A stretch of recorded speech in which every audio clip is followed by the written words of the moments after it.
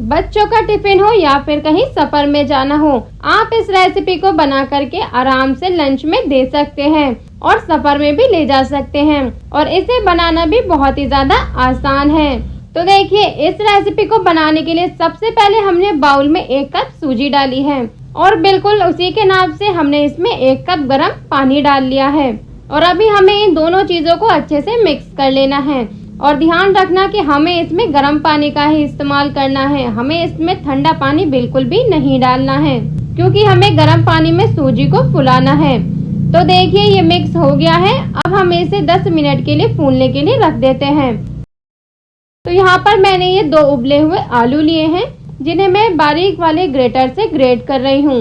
हमें यहाँ आलू बिल्कुल बारीक ग्रेट करे हुए चाहिए, तो आप बारीक वाले ग्रेटर का ही इस्तेमाल करना। तो देखिए, हमने बिल्कुल बारीक करके आलू को भी ग्रेट कर लिया है। तो अब मैं इसमें डाल रही हूँ ये आधा कप गेहूं का आटा।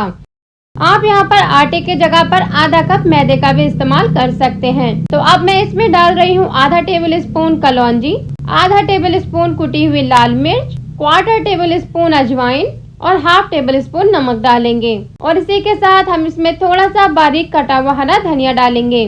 और बस अभी हमें इसमें और कुछ नहीं डालना है। तो देखिए, 10 से 15 मिनट बाद हमारी ये सूजी भी अच्छे से फूल गई है। हमें सूजी ऐसी चाहिए। अगर आपकी सूजी इस तरह से नहीं फूली तो आप इसे थोड़ी देर गैस पर भी पका सकते हैं, पर आपको सूजी बिल्कुल इसी तरह से फूली और सूखी हुई चाहिए। तो अब इस सारी सूजी को हम अपने आलू वाले मिक्सचर में डाल लेंगे और अब हाथों से मसलते हुए इन सारी चीजों को हाथों से अच्छे से मिला लेंगे और इसका आटा लगा करके तैयार करेंगे। आपको इसमें एक बात का ध्यान रखना है कि आपको इसका आटा लगाते हुए इसमें बिल्कुल भी पानी नहीं डालना है। पर अगर आपका ये मिक्सचर ज्यादा गीला हो जाए तो आप इसमें थोड़ा सा सूखा आटा भी डाल सकते हैं, या फिर अगर आपका ये मिक्सचर ज्यादा सूखा रह जाए तो आप इसमें 2 से 3 टेबल स्पून ही पानी डाल सकते हैं, वरना आपको इसमें कुछ भी डालने की बिल्कुल भी जरूरत नहीं है। और बस इसी तरह से मसलते हुए हमें इसका एक नॉर्मल सॉफ्ट आटा लगा करके तैयार कर लेना है। तो देखिए, इसी तरह हमें ये आटा लगा लिया है। जैसे हम रोटी और पूरियों का आटा लगाते हैं ना, बिल्कुल उसी तरह से हमें ये आटा लगा लेना है। अब हम इसी आटे में से थोड़ा सा आटा लेंगे और उसका एक छोटा सा पेड़ा बना करके तैयार कर लेंगे। और इसी तरह से हमें आटे के छोटे छोटे पेड़े बना करके तैयार कर लेने हैं। और उसी में से एक पेड़े पे थोड़ा सा सूखा आटा लगाकर उसे हल्के हाथों से हमें बेल लेना है। तो हमें इसे ऐसे बेलना है जैसे कि हम पूरियां बनाते हैं, बस उसी तरह से और उतना ही मोटा हमें इसे बेल लेना है।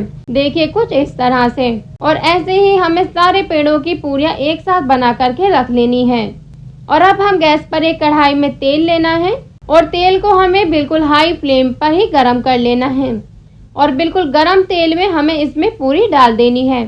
तो पहले हमें पूरी को थोड़ा सा ऊपर आने का इंतजार करना है और फिर इस तरह से पूरी के ऊपर हमें तेल डालते जाना है। इस तरह से तेल डालने से पूरी ऊपर और नीचे दोनों से एक साथ पकेगी और इसी तरह से तेल डालने से पूरी फूलने भी लगेगी। तो देखिए, इस तरह से फ्राई करते हुए पूरी एकदम गुब्बारे की तरह फूलने लगी है। अब हमें इसे दोनों तरफ से सेकते हुए अच्छे से क्रिस्पी और हल्का सुनहरा सा कलर आने तक सेक लेना है। तो ये देखिए, आलू और सूजी का एकदम टेस्टी सा नाश्ता बनकर के हमारा तैयार हो गया है। आपको इस नाश्ते में कचौरी और पूरी दोनों का ही स्वाद आएगा। आप इसे आलू की सब्जी या फिर अचार के साथ भी एंजॉय कर सकते हैं। और सफर में ले जाने के लिए तो ये नाश्ता सबसे ज्यादा बेस्ट है। और आपको मेरी आज की ये रेसिपी कैसी लगी मुझे कमेंट में जरूर बताइएगा। मैं अपने चैनल पर इसी तरह की इजी और टेस्टी रेसिपीज लाती रहती हूँ, तो मेरे चैनल को सब्सक्राइब जरूर कीजिएगा। तो मिलते हैं ऐसी ही एक न्यू रेसिपी के साथ, तब तक के लिए बाय बाय।